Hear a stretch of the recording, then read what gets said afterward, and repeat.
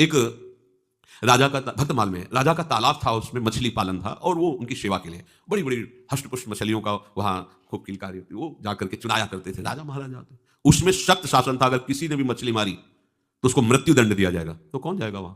टीकने की जरूरत नहीं थी कि कोई रक्षा करे, क्योंकि वो हुक्म था उनका ऐसा। कई दिनों से भोजन नहीं मिला था, एक मछुआरे को कोई मछली भी नहीं फंसी थी, तो उसने सोचा कोई रक्षा में तो है नहीं, एक मिनट में सैकड़ों मछली में, वो भरा हुआ तालाब था, जाल फेंका, 50 किलो मछली उसमें। इतने में घोड़ों की टापों से उड़ी हुई धूल दिखाई दी। डर तो रहा ही था क्योंकि मृत्युदंड मिलेगा अगर जान गए तो।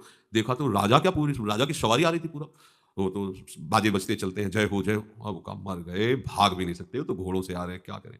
जाल को ऐसे छोड़ करके मिट्टी से दबा दिया, सब कपड़े उतारे, मिट्टी से दबा दिया, मिट्टी ली और पूरे शरीर में लेके ऐसे दिगंबर होकर के वो ऐसे ऐसे बैठ गया और नाम जपने लगा, मानो कोई महात्मा हो दिगंबर। आंख मूंदे हुए नाम जप रहा है, भगवान ही बचा सकते हैं क्योंकि राजा का हुक्म, मृत्युदंड मिलेगा। राजा ने दूर से देखा कि कोई अवधूत महात्मा दिगंबर बैठ, सबको रोक दिया। घोड़ों की टाप भी वहां आवाज नहीं पहुंचनी चाहिए, उनके भजन हमारा हो भाग्य, ऐसे महात्मा सरोवर के तट पर ध्यानस्थ है। कुछ हीरा जवाहरात मणि आदि ली, पादुका उतारी, धीरे धीरे जाकर के उनके सामने रखा, प्रणाम किया और चला गया। और पूरा एकाग्र है, नाम उच्चारण कर रहा है। कान में जब घोड़ों की टाप की आवाज से ऐसा महसूस हुआ कि सब चले गए, आंख खोल के देखा, हीरे जवाहरात ऐसे सामने रखे। उसको लगा रही, जिसके लिए नकली बने तो राजा प्रणाम करके और सब रख गया, असली में क्या होता होगा?